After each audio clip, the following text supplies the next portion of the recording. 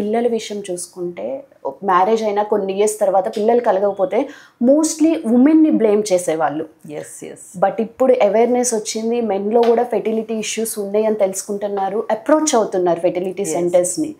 So అసలు women fertility evaluation అంటే ఏంటి? ముందు ఎట్లా అంటే ఎవ్రీబడి థాట్ దట్ ఇప్పుడు అమ్మాయి గర్భంలోనే ప్రెగ్నెన్సీ వస్తుంది కదా, ఒక పిల్లలు అవ్వలేదంటే అమ్మాయిలోనే ప్రాబ్లం ఉందని. అవును. But today we have understood science కదా, వీ నో దట్ ఒక బేబీ రావాలంటే ఒక 50% కాంట్రిబ్యూషన్ అమ్మాయి సైడ్ నుంచి ఉంటుంది, 50% హస్బెండ్ సైడ్ నుంచి. ఇది నేను ఇప్పుడు గెమిట్ పైన ఎగ్ అండ్ స్పర్మ్ గురించి మాట్లాడితే. బట్ ఎస్, ఫైనలీ ఆ ఎంబ్రో యూట్రస్లోనే పెరగాలి. So that part 9 months pregnancy and delivery is in the hands of the women.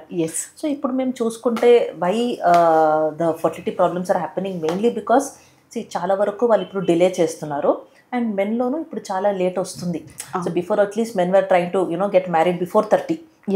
చాలా వరకు వాళ్ళు లేట్ చేస్తున్నారు. So because of this fertility problems are increasing even in men today. So if you look at ఇప్పుడు problems, ఇప్పుడు మేము 100% ఇప్పుడు divide చేసుకుంటే 30% pure ఉమెన్లో ఉంటుంది ప్రాబ్లమ్స్, 30% ప్యూర్ మెన్లో ఉంటుంది, అండ్ ఒక 30%లో కంబైన్డ్ ఫ్యాక్టర్స్ ఉంటుంది.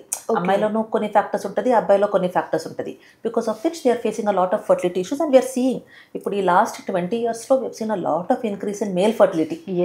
So we tell them that you have to come down for an evaluation, because వేరే మెడికల్ కండిషన్స్ మీరు చూస్తే ఏదో ఒక సిమ్టమ్ వస్తుంది, దగ్గు వస్తుంది, జ్వరం వస్తుంది, సో అట్లా వాళ్ళు అప్రోచ్ అవుతారు డాక్టర్కి.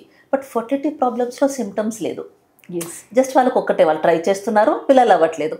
So then they start thinking problem ఎక్కడని. So unless they come for an evaluation, symptoms are not going to be there.